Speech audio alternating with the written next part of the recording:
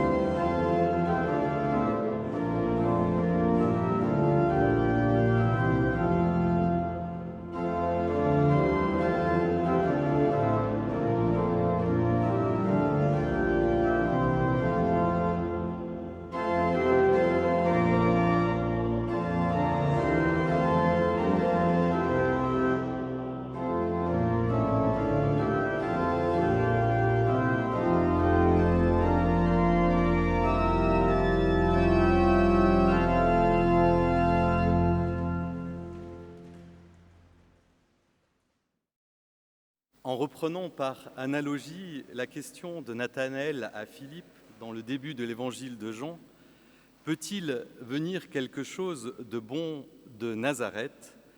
Je pose la question, peut-il venir quelque chose de bon de Saint-Étienne, où nous avons découvert ensemble, Emmanuel, les rudiments de la foi?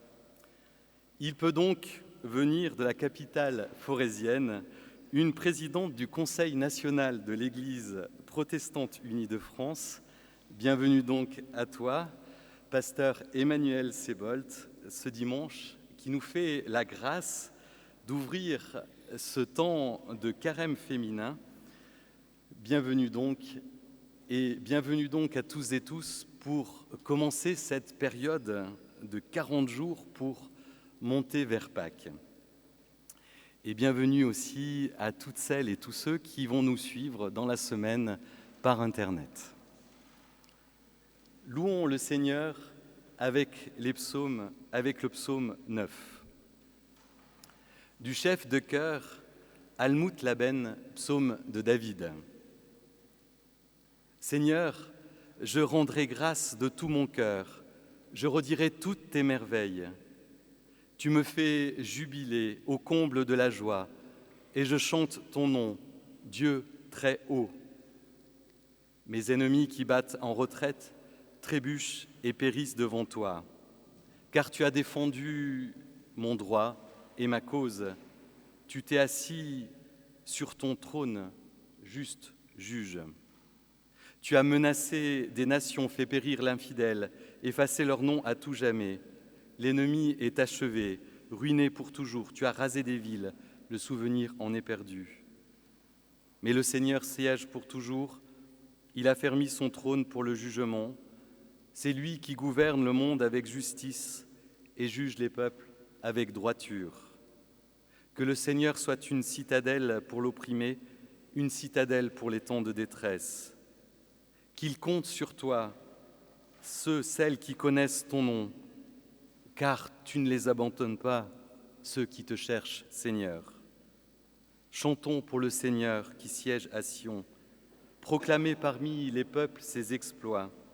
Lui qui cherche le meurtrier, il se souvient, il n'oublie pas le cri des malheureux. Pitié, Seigneur, vois comme mes adversaires m'ont humilié, toi qui me tires des portes de la mort, pour que je redise toutes tes louanges aux portes de la fille de Sion, et que j'exulte à cause de ton salut. Les nations ont sombré dans la fosse qu'elles avaient creusée, leur pied s'est pris au filet qu'elles avaient caché. Le Seigneur s'est fait connaître, il a rendu la sentence, il prend l'infidèle à son propre piège. Que celles et ceux qui ne croient pas retournent aux enfers, toutes ces nations oublieuses de Dieu. Non, le pauvre, l'opprimé ne sera jamais oublié, ni l'espoir des malheureux à jamais perdu. Debout, Seigneur, que l'homme ne triomphe pas, que les nations soient jugées devant ta face. Seigneur, répands sur elles la terreur et que les nations se reconnaissent mortelles. Et nous nous levons pour chanter ce psaume 9, « Je louerai l'Éternel » qui est sur vos feuillets que nous vous avons distribués. « Je louerai l'Éternel ».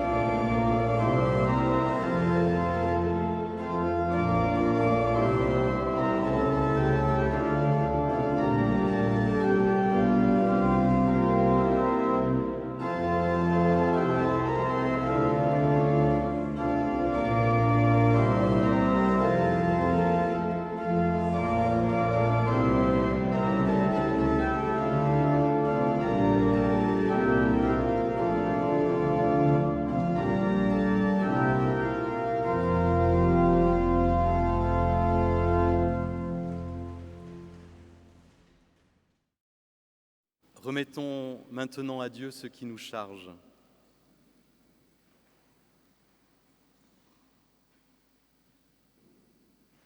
Combien de fois, Seigneur, j'ai senti le souffle du dragon dans ma vie. Combien de fois ce souffle m'emprisonne dans ma souffrance. Combien de fois son feu consume, détruit tout ce que j'aimerais faire. Devant ces attaques, mes prières résonnent dans le vide. Ma repentance devient un rite sans fondement et je deviens stérile comme un tas de cendres. Délivre-moi, Seigneur, de mes terreurs qui me coupent de ta parole. Délivre-moi de la tentation de vivre séparé de toi. Donne-moi de vivre de ton pardon et de ta grâce.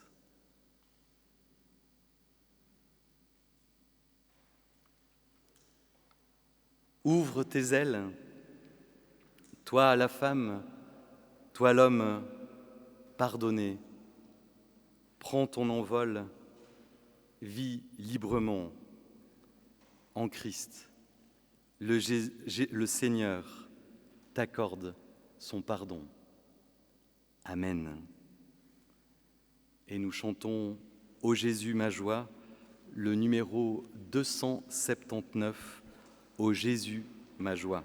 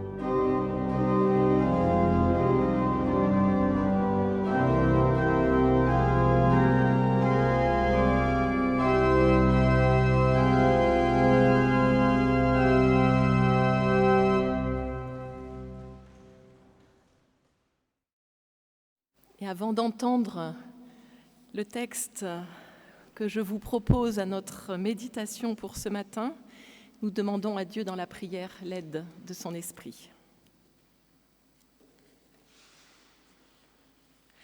Oui, Dieu notre Père, au moment où nous ouvrons la Bible et où nous allons entendre un texte ancien, que ton esprit ouvre notre intelligence et notre cœur, qu'il ouvre nos oreilles, qu'il nous conduise sur de nouveaux rivages de compréhension.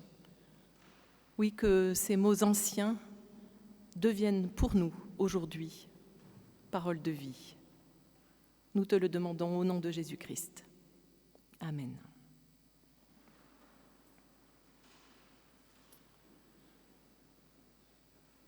Apocalypse, livre de l'Apocalypse de Jean, chapitre 12.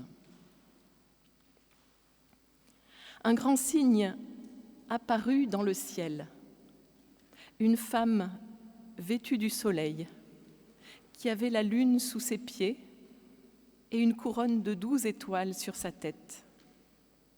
Elle était enceinte et elle criait dans les douleurs et les tourments de l'accouchement. Un autre signe apparut dans le ciel, un grand dragon rouge feu, qui avait 7 têtes et 10 cornes, et sur ses têtes 7 diadèmes. Sa queue entraînait le tiers des étoiles du ciel. Il les jeta sur la terre. Le dragon se posta devant la femme qui allait accoucher pour dévorer son enfant dès qu'elle accoucherait.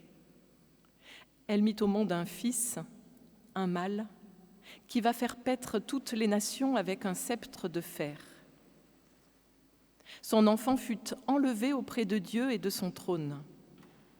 Quant à la femme, elle s'enfuit au désert, où Dieu lui avait préparé un lieu pour qu'elle y soit nourrie pendant 1260 jours. Il y eut alors une guerre dans le ciel. Michel et ses anges combattirent le dragon. Le dragon combattit, lui et ses anges, mais il ne fut pas le plus fort, et il ne se trouva plus de place pour eux dans le ciel. Il fut jeté à bas, le grand dragon, le serpent d'autrefois, celui qui est appelé le diable et le Satan, celui qui égare toute la terre habitée. Il fut jeté sur la terre, et ses anges y furent jetés avec lui. Alors j'entendis dans le ciel une voix forte qui disait : « Maintenant sont arrivés le salut, la puissance, le règne de notre Dieu et le pouvoir de son Christ, car il a été jeté à bas, l'accusateur de nos frères, celui qui les accusait devant notre Dieu jour et nuit. Mais eux, ils l'ont vaincu à cause du sang de l'agneau et à cause de la parole de leur témoignage.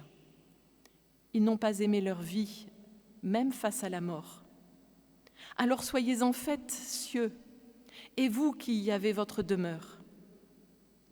Mais quel malheur pour vous, terre et mer, car le diable est descendu vers vous en grande fureur, sachant qu'il a peu de temps.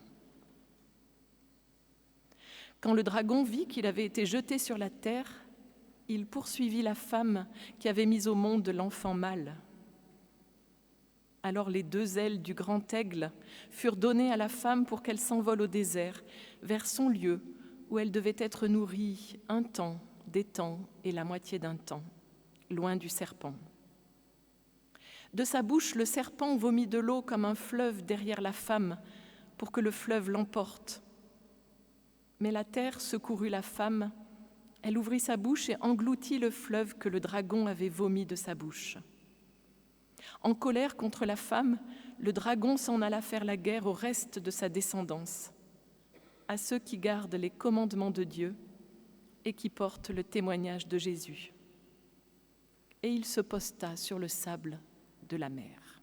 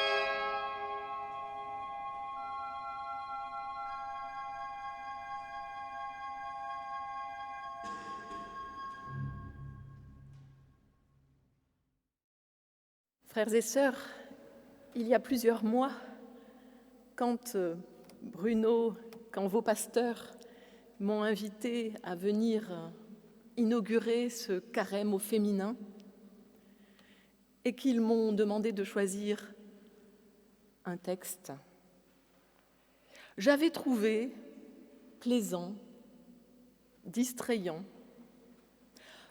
un peu dérangeant, un peu déroutant de choisir ce chapitre du livre de l'Apocalypse. J'imaginais parler avec vous de cette évocation de la femme aux étoiles, de ses avatars au cours des siècles, plaisanter peut-être autour des impasses interprétatives de cette imagerie pieuse, et tout simplement découvrir une page peut-être un peu méconnue de nos Bibles. J'aurais dû peut-être suivre le conseil de Calvin, conseil en creux, puisque l'Apocalypse est le seul livre du Nouveau Testament qu'il n'avait pas commenté, et me tenir à choisir quelque chose d'autre. Et puis, il y a 10 jours, est survenue cette attaque de l'Ukraine. Et tout à coup, la lecture du livre de l'Apocalypse retrouve tout son tragique. Et l'attention des lecteurs n'est plus amusée, intriguée, mais plutôt consternée, voire terrifiée. Les cris de la femme enceinte face au dragon prêt à dévorer l'enfant dès sa naissance font aujourd'hui écho aux pleurs des parents ukrainiens. Les lamentations, la description de la guerre menée par le dragon au reste de la descendance de la femme nous renvoient aux images de la guerre qui meurtrit aujourd'hui l'Europe. Alors peut-être aurais-je préféré, peut-être auriez-vous préféré une page de l'Évangile plus facile à entendre, peut-être une parenthèse de paix, d'amour. Pourtant, les textes apocalyptiques ont justement été écrits dans des périodes d'épreuve et peuvent peut-être nous aider à vivre de l'espérance aussi en ces temps d'épreuve. C'est le chemin un peu tortueux auquel je vous invite ce matin. La première étape, quand on ouvre le livre de l'Apocalypse, est de tenter d'identifier les personnages principaux. Non pas pour dire « voilà ce qui va se passer, voilà un tel représente un tel et ceci, un tel et cela, voilà ce qui va arriver », mais plutôt de comprendre ce que l'auteur de l'Apocalypse a voulu nous dire, a voulu dire aux chrétiens à son époque. Quel message voulait-il transmettre à ceux qui le lisaient ? Les principaux protagonistes, en tout cas je m'arrêterai sur eux aujourd'hui, c'est cette femme, cet enfant, brièvement, et puis bien sûr le dragon et le conflit qui est ouvert. Un grand signe apparut dans le ciel, une femme vêtue du soleil, qui avait la lune sous ses pieds et une couronne de 12 étoiles sur la tête. Par curiosité, sur Internet, j'ai tapé « image Marie ». Et c'est le troisième résultat dans les peintures, l'imagerie autour de Marie, la mère de Jésus. Elle est présentée très rapidement de cette manière-là.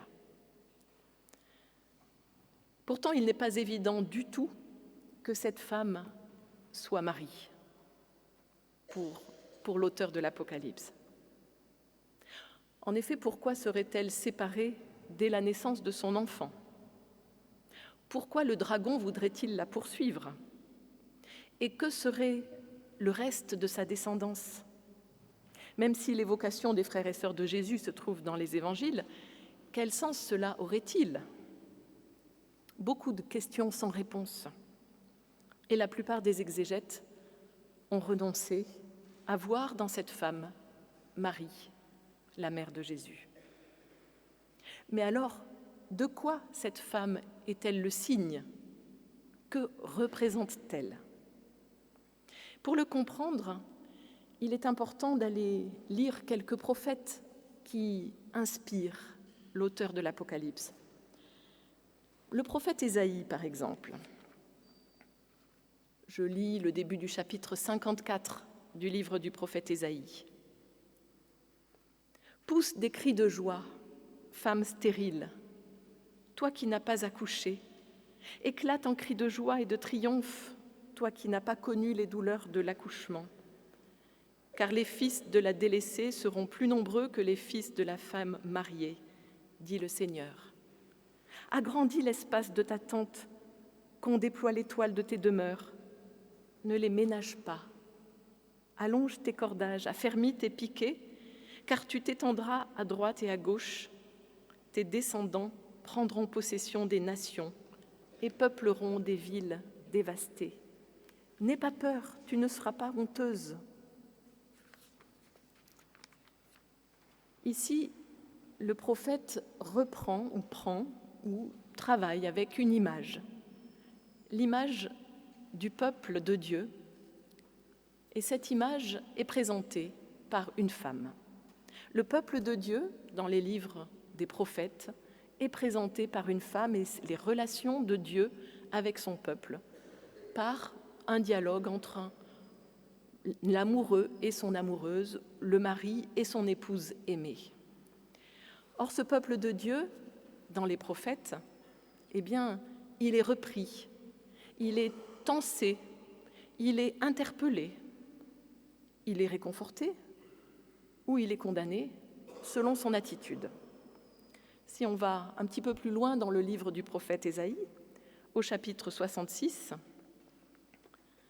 et là vous verrez encore plus les échos avec le livre de l'Apocalypse, à partir du verset 7.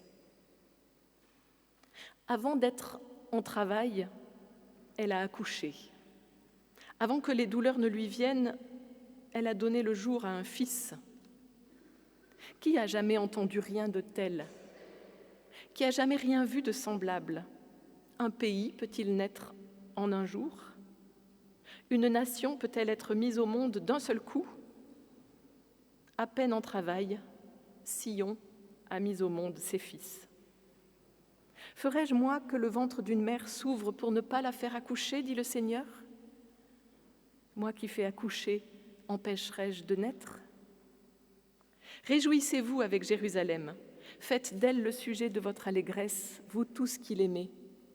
Partagez sa gaieté, vous tous qui meniez deuil sur elle, afin que vous soyez allaités et rassasiés par son sein qui console, afin que vous savouriez avec délice la surabondance de sa gloire.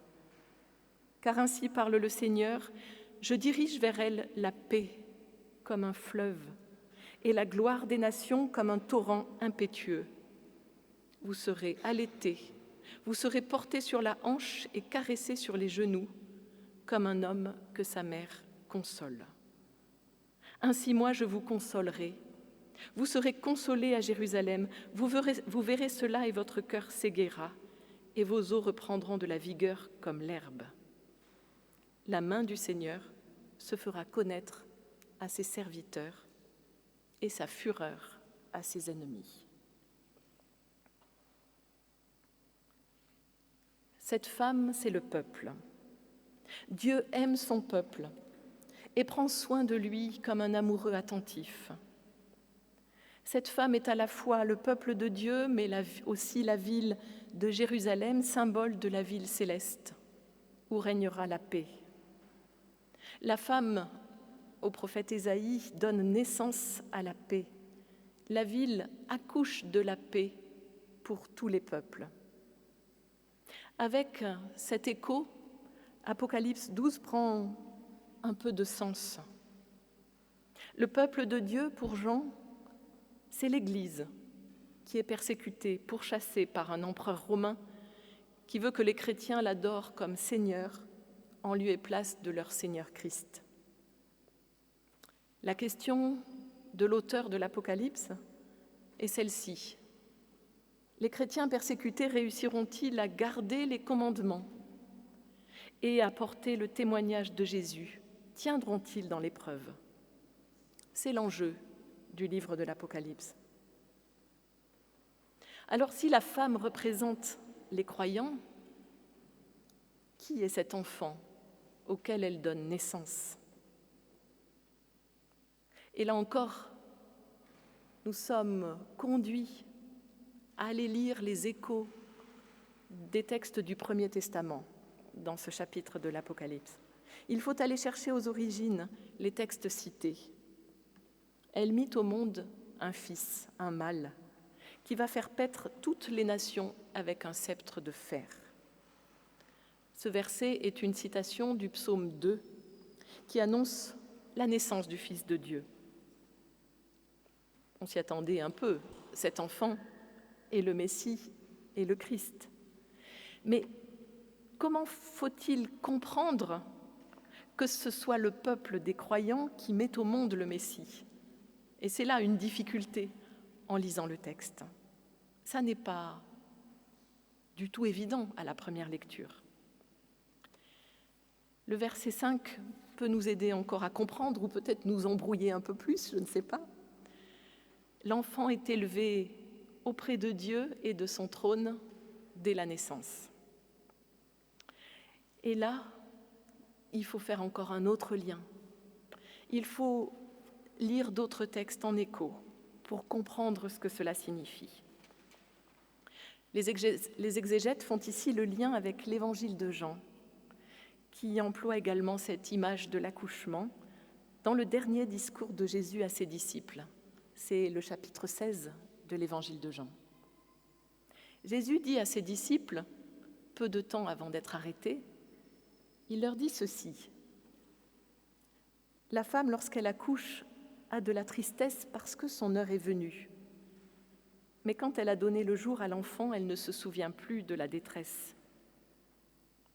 Ainsi, vous, maintenant, vous éprouvez de la tristesse, mais je vous reverrai, votre cœur se réjouira, et personne ne vous enlèvera votre joie. Ces paroles de Jésus nous conduisent à considérer l'image de l'accouchement comme annonçant la mort de Jésus et sa résurrection, les larmes, puis la joie.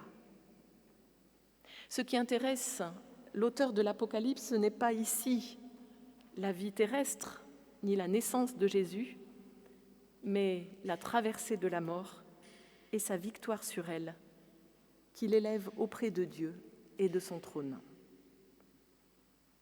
Alors oui, la femme est bien l'image des croyants qui pleurent leur maître le soir du vendredi saint et sont toutes à la joie de sa résurrection au matin de Pâques.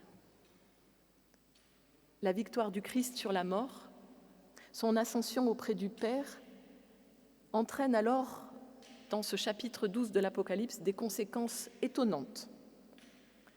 D'un côté, le grand dragon rouge-feu perd la bataille dans le ciel et atterrit sur la terre, où il va tenter de tuer la femme puis sa descendance. Et en même temps, une voix, cette grande voix qui parle dans le ciel, thème récurrent aussi dans l'Apocalypse, et qui dit maintenant sont arrivés le salut, la puissance, le règne de notre Dieu, le pouvoir de son Christ. Soyez en fête, cieux, et vous qui y avez votre demeure. D'un côté, dans le ciel, la victoire est acquise, mais sur terre, le temps d'épreuve commence. Et j'ai dû faire ce long détour exégétique pour nous inviter à décaler notre regard, peut-être à aiguiser notre intérêt pour la lecture de ce livre étrange, perturbant. Car on ne peut pas s'en tenir là. Une question surgit toujours à nouveau quand nous ouvrons la Bible. Est-ce que ce vieux texte, parfois si étrange, nous parle aujourd'hui? Alors qu'il a été écrit pour les chrétiens persécutés par l'empereur Domitien, ce texte peut-il nous dire quelque chose dans une toute autre situation, dans une toute autre épreuve? La première évidence, c'est la place du dragon. Oh, il prend beaucoup de place. Il balaye un tiers des étoiles du ciel pour les faire tomber sur terre. Il menace la femme et sa descendance. Il est là. Oui, le mal et le malheur sont présents dans le monde. Malgré notre désir de mettre des noms précis sur ce terrible dragon, il ne se nomme pas seulement Poutine, c'est là que je voulais en venir. Parce que le désir de pouvoir, la compromission avec le pouvoir, le mépris des humains, l'exploitation de l'environnement, la surexploitation, on pourrait allonger la liste du mal, on pourrait allonger la liste des malheurs qui touchent l'humanité. Tout cela nous regarde, nous concerne. Nous participons, chacun à notre manière, au mal et au malheur, par peur, par lâcheté, par intérêt, par paresse. Il serait bien trop simple de dire « le dragon, c'est lui », alors qu'en chacun de nous, un petit serpent sommeille. Alors ne nous laissons pas trop vite entraîner par le dualisme de l'Apocalypse. Si le mal recrute quelques grands champions, c'est vrai, ceux-ci ne peuvent parvenir à faire le mal que parce qu'ils sont sans contradiction, que parce qu'autour, on les laisse faire. La réalité du monde, c'est la présence du mal et son combat contre les humains, en eux-mêmes déjà. Face au dragon, la femme n'est pas armée. Elle ne manifeste aucune aptitude particulière pour combattre. Elle s'enfuit. Et Dieu lui-même intervient pour la nourrir, pour lui fournir ses ailes. Le mal aurait gain de cause si Dieu ne venait pas accompagner les malheureux dans l'épreuve. Par eux-mêmes, par nous-mêmes, nous ne pourrions pas faire grand-chose si Dieu n'était pas présent. Il y a menace, il y a danger, il y a malheur. Pourtant, et voilà ce que veut dire ce chapitre, enfin, aujourd'hui, ce que je pense qu'il veut dire. Pourtant, la victoire est déjà acquise. Au matin de Pâques, la mort a été brisée, traversée. La victoire a été remportée une fois pour toutes. La victoire n'est pas en attente, elle n'est pas à venir. Elle est derrière nous, elle est au présent, elle est déjà une réalité. Si vous relisez ce verset où on crie « victoire, gloire dans le ciel », mais pourtant le mal à l'œuvre se déchaîne pour préserver son pouvoir, sa puissance. Le mal déteste la paix, il déteste que sa puissance soit mise en question. Malgré ce combat, ce bras de fer entre le méchant et ceux qui tentent de construire la paix, notre histoire n'est pas livrée au chaos. Dieu peut faire advenir un monde nouveau. Non seulement il le peut, mais il l'a fait. Il l'a déjà fait. Et le dragon est en grande fureur car il sait qu'il a peu de temps. Le livre de l'Apocalypse dit et redit à ses auditeurs, à ses lectrices, à ses lecteurs, que le malheur prendra fin et qu'au matin de Pâques, il a déjà été vaincu. Dans cet entre-deux, les croyants sont invités à garder précieusement le dépôt de la foi et à lutter avec leurs petits moyens, leurs faibles moyens, leur imagination. Résister au mal, c'est un témoignage pour le monde. En ce temps de carême qui s'ouvre, souvenons-nous, dans l'épreuve, que Christ a vaincu la mort, déjà, pour tous. Amen.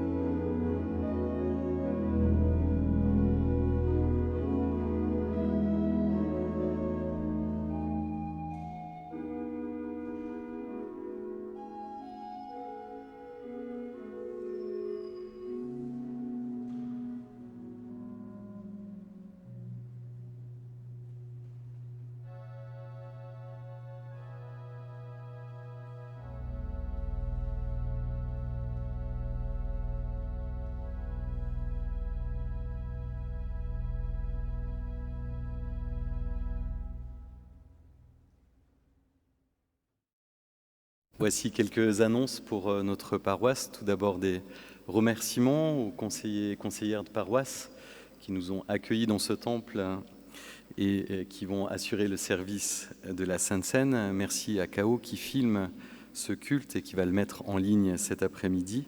Merci à Vincent qui est à l'orgue, et vous avez vu Vincent aussi se met au féminin, puisque ce matin nous entendons que des œuvres de compositrices. Merci à toi Vincent. Et bien sûr, un grand merci à toi Emmanuel pour ta venue et de nous avoir si bien guidés dans ce texte de l'Apocalypse 12. Voici maintenant le moment de l'offrande. Dieu nous donne beaucoup, c'est aussi à nous parfois de lui rendre.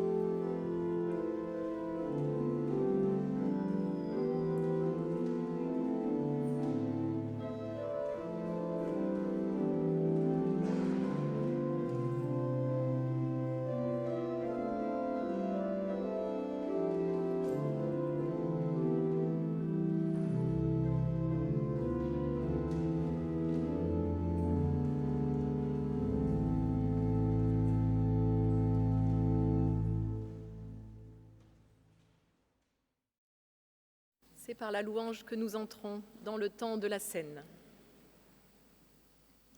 Oui, c'est notre joie de te célébrer, Dieu notre Père, pour ce monde que tu as créé si beau et que tu gardes à travers ses douleurs, jusqu'au jour où, selon ta promesse, viendra ton royaume.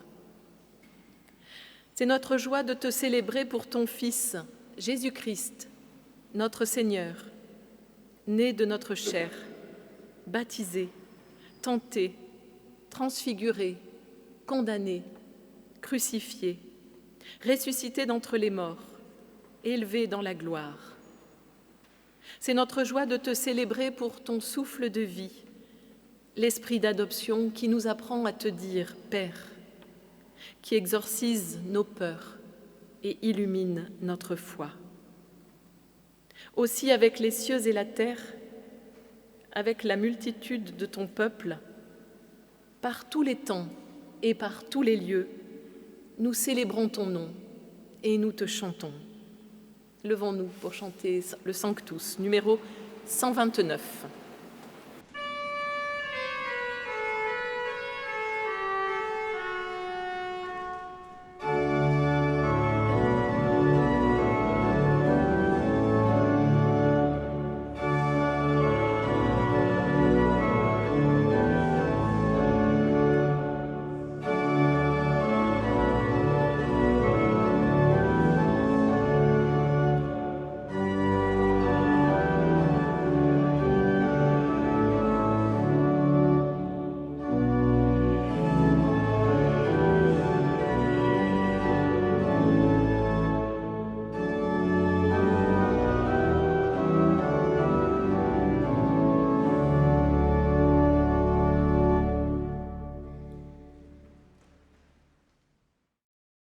Le soir venu, Jésus se mit à table avec les 12.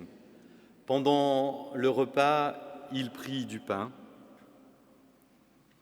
Il prit du pain et après avoir rendu grâce, il le leur donna en disant « Prenez, ceci est mon corps ».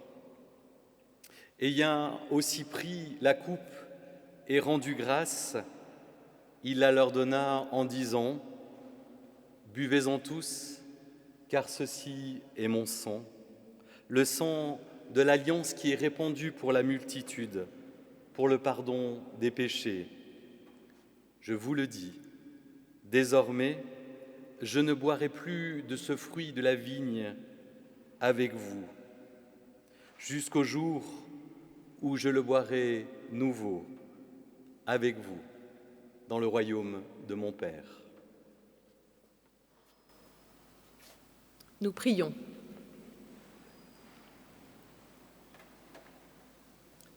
Père, au moment de nous approcher de cette table, nous faisons mémoire des paroles et des gestes de Jésus-Christ, de sa mort, de sa résurrection, et nous attendons son retour. Nous recevons de toi ce pain de vie, destiné à la nourriture du monde. Nous recevons de toi la coupe d'alliance que tu offres pour la joie du monde. Tu nous rassembles et nous invites. Par ton esprit, renouvelle notre foi, afin que ce pain et ce vin soient les signes de la présence de ton Fils parmi nous. Fais toutes choses nouvelles dans nos cœurs et dans le monde.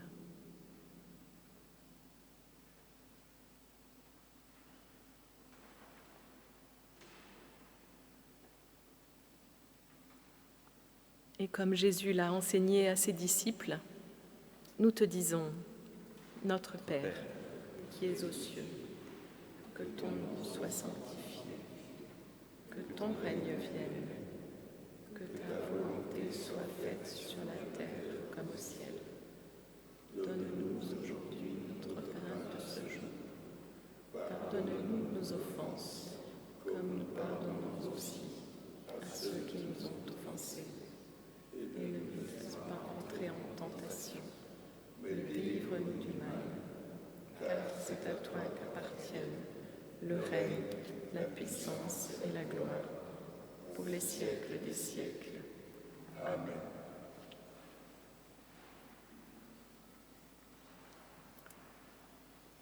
Je vous invite maintenant à vous approcher de cette table. Nous allons l'entourer. Peut-être qu'on commencera le cercle derrière les bancs parce que nous sommes un peu plus nombreux ce matin. Je rappelle que dans ce temple protestant, vous êtes toutes et tous invités à prendre le pain et le vin. La condition, c'est de reconnaître Jésus-Christ comme unique Sauveur et Seigneur de sa vie. Venez, tout est prêt, et prenez aussi vos cantiques.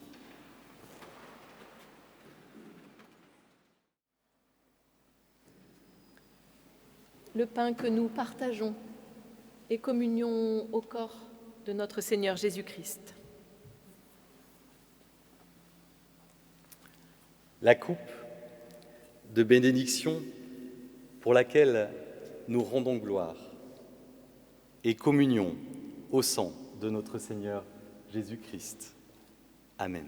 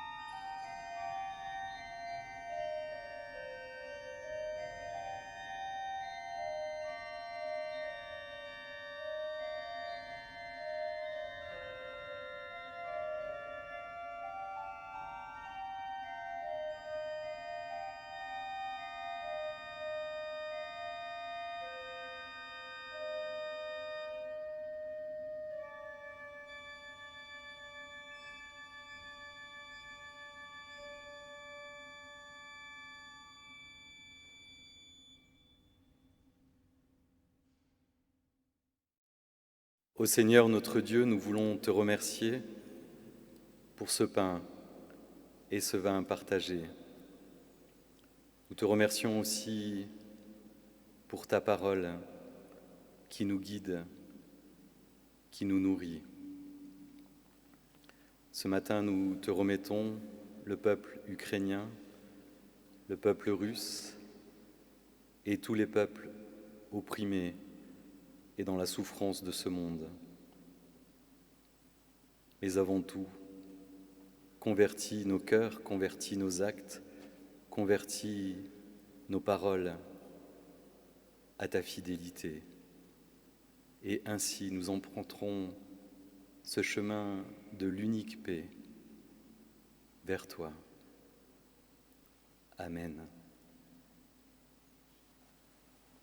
Et ensemble nous chantons « Demeure par ta grâce » au numéro 145.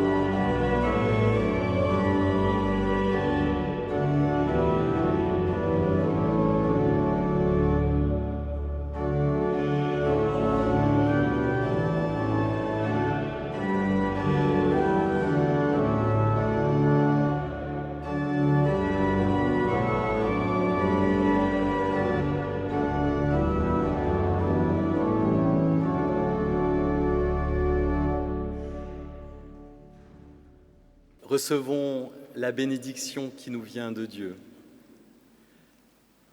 Le Dieu de l'amour, de la grâce et de la paix nous bénit.